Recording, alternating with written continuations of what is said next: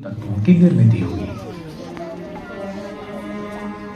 लाखों वर्षों तक विस्तारित और ठंडे होने की प्रक्रिया के बाद विश्व ने अपनी प्रारंभिक अवस्था से बाल्यावस्था में प्रवेश किया। उसके बाद बहुत सारी दिलचस्प घटनाएं घटने लगी। गुरुत्वीय आकर्षण से कुछ भौतिक पदार्थ इकट्ठे हुए और यहां वहां घने गुच्छों में बिखर गए।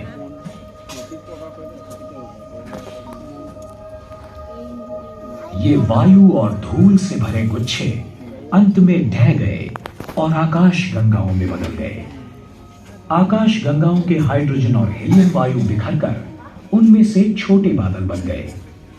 इन बादलों में से आकाश गंगाओं के पहले तारों का जन्म हुआ।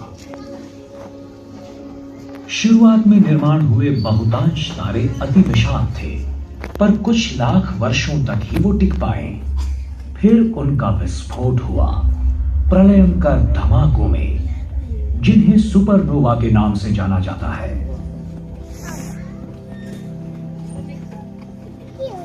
जीवन के लिए आवश्यक मूल तत्वों का निर्माण इन विशाल तारों के आंतरिक भाग में हुआ।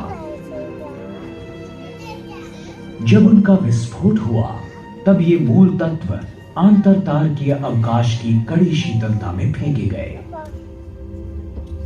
इन सुपरनोवा के विस्फोटों ने दूसरी पीढ़ी के तारों के निर्माण की प्रक्रिया की शुरुआत की।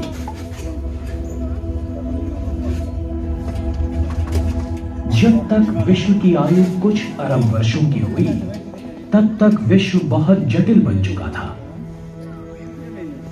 विश्व की निर्मिति के समय की प्रकाशमान ऊर्जा अब अरबों आकाश गंगाओं के विशाल समुदाय में फैल गई थी। इनमें से कुछ आकाश गंगाएं सर्पिल आकार की हैं, कुछ अंडाकार हैं और अन्य अनियमित आकार की हैं, जो आकाश गंगाओं के टकराव का परिणाम है।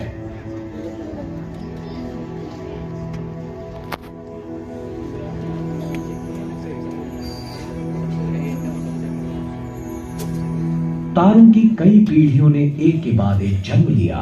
जीवन के लिए आवश्यक कार्बन, ऑक्सीजन और लौह जैसे मूल तत्वों की निर्मित की गई। अंततः उनका नाश हुआ। जैसे जैसे विश्व लाख वर्षों में आकारमान में बढ़ता गया, वैसे वैसे वो पतला और विरल और ज्यादा ठंडा होता चला गया। सैकड़ों वर्षों पहले हमारा ये मानना था कि पृथ्वी ही विश्व का केंद्र है। बाद में विज्ञान ने यह साबित किया कि हमारा ग्रह और अन्य ग्रह दरअसल सूरज की परिक्रमा करते हैं। आज हम जान चुके हैं कि सूरज खुद एक तारा है, उन 4000 लाख तारों में से जिनसे आकाशगंगा बनती है।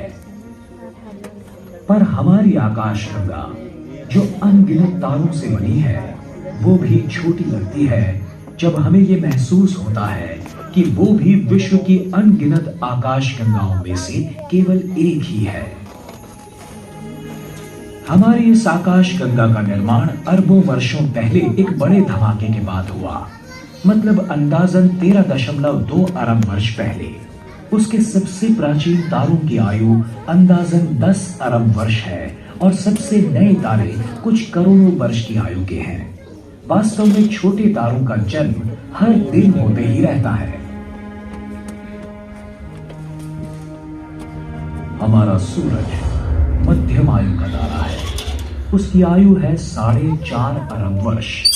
वायु और धूल से भरे एक बादल से उसका जन्म हुआ, जिसे हम सोलार नेबुला के नाम से जानते हैं।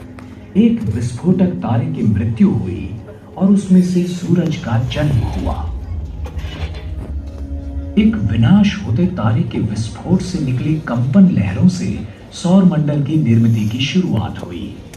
उस बादल से निकले वायु और धूल की अधिकांश मात्रा से सूरज की निर्मिति हुई और थोड़ी सी धूल और वायु इकट्ठी होकर सूरज के चारों ओर से छल्लों का तथा मलबे का निर्माण हुआ।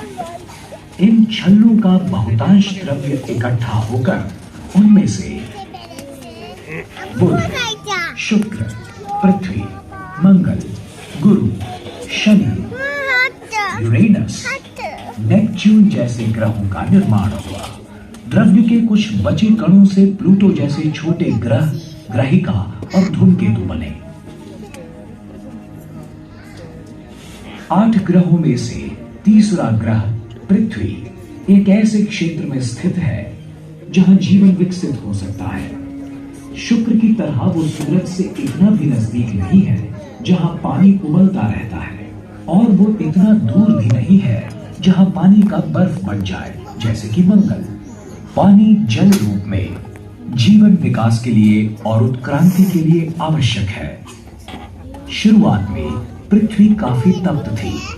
वहां वातावरण का अभाव था। यथावकाश बाहरी सतह ठंडी होकर सख्त पपड़ी जैसी हो गई, जिसका अंतर्भाग पिघली हुई शिला से बना था। कई जगहों पर पपड़ी फाड़कर अंदरूनी द्रव्य बाहर आया और ज्वालामुखी बन गए। इनमें से तप्त लाल रंग का लावा और वायु बरसने लगे। इन वायुओं ने पृथ्वी का पहला वातावरण बनाया। एक सिद्धांत के अनुसार शुरुआत के इस वातावरण में स्थित बादलों से हजारों सालों तक अविरत बरसात हुई और महासागर बन गए। दूसरा सिद्धांत ये बताता है कि पृथ्वी पर स्थित पानी के समूह विशाल धूमकेतुओं के आघात से बने गड्ढों में बर्फ के टुकड़े पिघलने से बने।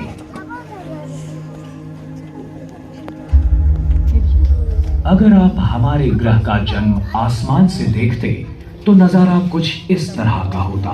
तकरीबन 4.5 अरब वर्षों पहले सूर्यमंडल के घनीभूत होने की प्रक्रिया शुरू हुई। 2000 करोड़ वर्षों के बाद पृथ्वी का निर्माण हुआ। 3000 लाख वर्षों बाद पृथ्वी पर वातावरण और महासागर बन गए। फिर 5000 लाख वर्ष बीत गए और नीले हरे रंग के शैवाल के रूप में जीवन के आदिम रूप प्रकट हुए। 5000 लाख वर्ष और बीत गए और जीवाणु तथा वनस्पति अस्तित्व में आए। उसके बाद करोड़ों वर्षों की कालावधि के दरमियान अधिक से अधिक जटिल जीवों का निर्माण होता रहा, पहले समुद्र में और बाद में जमीन पर।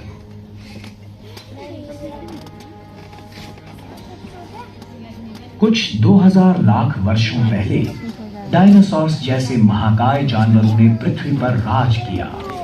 फिर 700 लाख वर्ष पहले एक बड़ी ग्रहिका के विस्फोट से पैदा हुए मौसमी बदलाव के कारण उनका विनाश हुआ और सस्तन प्राणियों की उत्क्रांति की शुरुआत हुई। सबसे पहले थे मानव, जिन्होंने निसर्ग को ही आकार देने की शुरुआत की। हमारे पूर्वजों ने पत्थरों से हथियार बनाए, आग का उपयोग किया और खेती करना सीख लिया।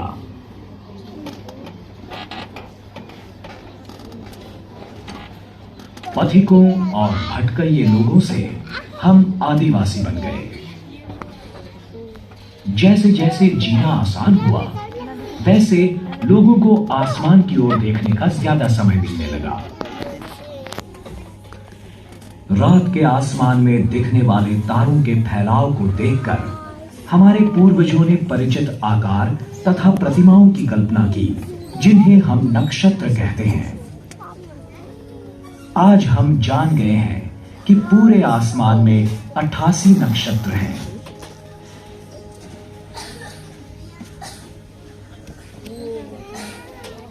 इनमें से 12 राशि चक्रीय नक्षत्र हैं।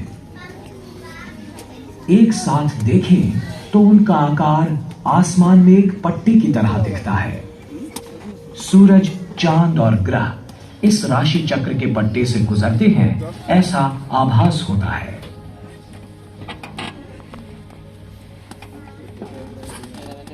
ठंड के दिनों में आसमान में सबसे सुस्पष्ट दिखने वाला नक्षत्र है आर्द्रा, ओरायन यानी शिकारी। थोड़ी सी पश्चिम की ओर है आकाशीय बैल यानी कि वृष, टॉरस, राशि चक्र का एक नक्षत्र। ऐसे लगता है कि ये बैल उस शिकारी पर हमला कर रहा हो। नारंगी रंग का एक विशाल तारा रोहिणी यानी कि एल्डेबरन इस बैल की आंखों की जगह होता है। आर्द्रा की दूसरी ओर हमें व्याध यानी कि महाश्वान या कैनिस मेजर दिखता है, सीरियस यानी डॉग स्टार के साथ। सीरियस आसमान का सबसे चमकदार तारा है और वहां ऊपर है पपी डॉग, कैनिस माइनर। हीनश्वान तारामंडल जो अपने चमकने वाले तारे प्रोसियन के साथ है। प्राचीन काल में मानव जंगली जानवरों के साथ रहते और उन्हीं को आसमान में देखते थे, जैसे कि भालू।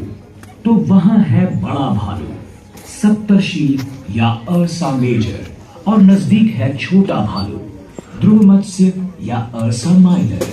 जैसे कि हम देख रहे हैं, बड़े भालू के शरीर से दो तारे सीधे छोटे भालू की पूंछ की ओर निशाना बनाए हुए हैं, जो है ध्रुव तारा यानी कि पोलरिस।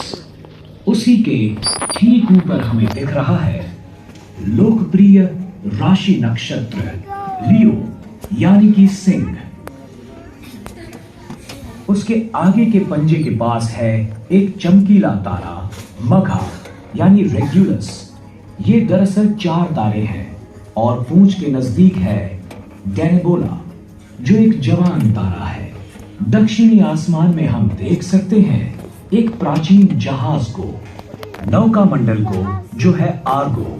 हमने इस जहाज को 3 नक्षत्रों में बांट दिया है। इस प्राचीन जहाज के पाल को कहते हैं वेला, इसका पिछला हिस्सा पपीज, और नौतल को कहते हैं करीना। करीना का अगस्ती यानी कैनपस इस आसमान का दूसरा चमकीला तारा है।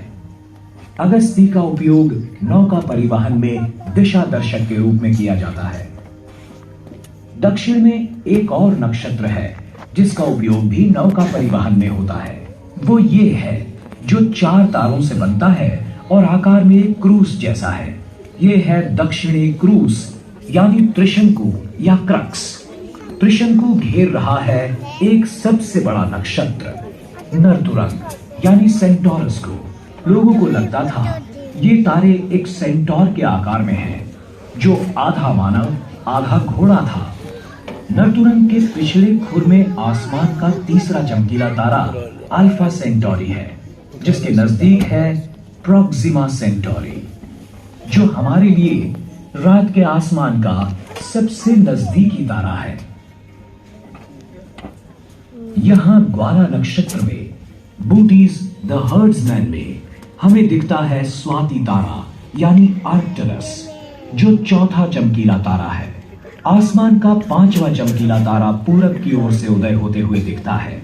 यह है अभिजीत यानी वेगा, जिसका खगोल विद्या विशारदों ने सूरज से भी ज्यादा अभ्यास किया है। अन्य 2 चमकीले तारे डेनेब ऑफ सिग्नस और एल्टेयर ऑफ एक्विला के साथ वेगा एक लोकप्रिय त्रिकोण का आकार धारण करता है, जिसे समर ट्रायंगल कहते हैं, जिसका हर मई में उदय होता है, जो ग्रीष्म ऋतु के आगमन की सूचना देता है।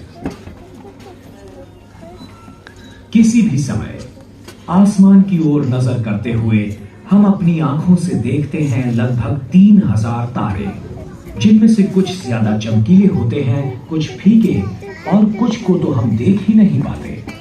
हमारी आकाशगंगा में मौजूद 4000 लाख से भी ज्यादा तारों का ये एक छोटा सा हिस्सा है। विश्व की विशालता को व्यक्त करने के लिए हम प्रकाश वर्ष यानी